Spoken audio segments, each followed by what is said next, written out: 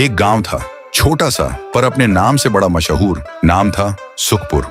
सुबह होती तो खिड़कियां खुल जाती, लोग अपने आंगन में फूल सजाते, बच्चे खेतों की धूल उठाकर धूप में खेलते और शाम को छतों पर लोग बैठकर हंसी मजाक करते।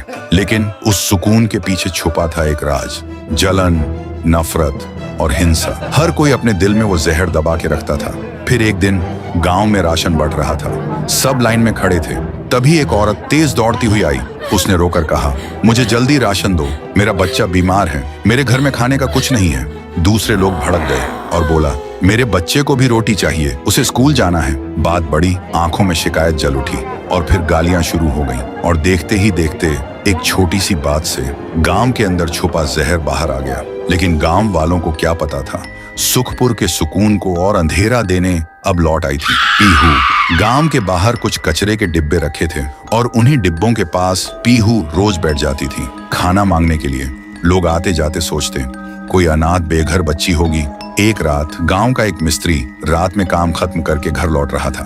पीहू उसे देखती है और बोलती है, मुझे भूख लगी है अंकल, कुछ खिला दो। मिस्त्री रुकता है और हंस के कहता है, जा नदी का पानी पी ले, सब भूख मिट जाएगी, और हंस के चला जाता है। अगली सुबह वही मिस्त्री नहाने के लिए नदी में आता है और मजे से नहा रहा होता है। तभी पानी के नीचे से कोई उसका पैर पकड़ के खींच लेता है। कुछ देर बाद लोगों ने देखा, नदी के किनारे उसका शरीर तैर रहा था, लेकिन सिर्फ आधा, दूसरा आधा कहीं था ही नहीं। और एक पत्थर पर लिखा था, भूख से मजाक मत करो। लोगों को कुछ समझ नहीं आया इसका मतलब क्या है। उसी दिन गांव का एक लड़का कचरा फेंकने आया। कचरा फेंक कर पीहू के पास गया और बोला, खाना चाहिए भिखारी, ए ले खाना। फिर उसके सामने पाद के हंसकर वहां से चला गया। पीहू ने कुछ नहीं कहा, सिर्फ देखती रही। फिर रात में उसके घर के अंदर से चीखने की आवाज आई। लोग दौड़ कर गए तो देखा वो लड़का जिंदा था, पर उसका सर था ही नहीं, उसका शरीर हिल रहा था और गले से आवाज निकल रही थी, मुझे भूख लगी है, मुझे खाना चाहिए। डॉक्टर बोलता है, इसके ना सर है, न गले के अंदर हड्डी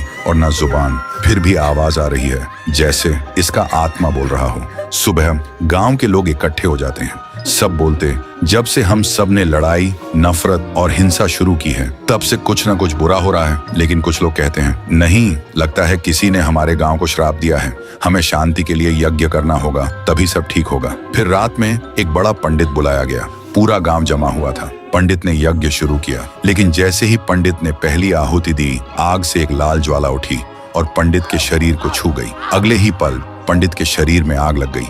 वो चीखने लगा और चारों तरफ लाल धुआं फैल गया। जैसे ही धुआं खत्म हुआ, सबने देखा एक दीवार पर लहू से लिखा था, मुझे यज्ञ नहीं, खाना चाहिए था। तब से गांव के लोगों को एहसास हुआ, जलन, नफरत और हिंसा किसी को कुछ नहीं देती, सिर्फ अंधेरा बढ़ाती है। और उस दिन के बाद से गांव के लोग अब मिल बैठकर रहने लगे।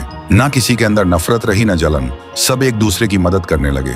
सुखपुर फिर वैसे ही हो गया जैसे पहले था, शांत, सुंदर और सुकून भरा। लेकिन पीहू अभी भी कचरे के डिब्बों के पास बैठी रहती है और उसकी जुबान पर सिर्फ एक ही बात, मुझे भूख लगी है। तो दोस्तों, अगर आप अच्छे इंसान हो तो कमेंट करो, मैं पीहू को खाना दूंगा। और अगर डर लग रहा है तो सब्सक्राइब करो, क्योंकि कहानी अभी खत्म नहीं हुई, पीहू अभी भी भूखी है।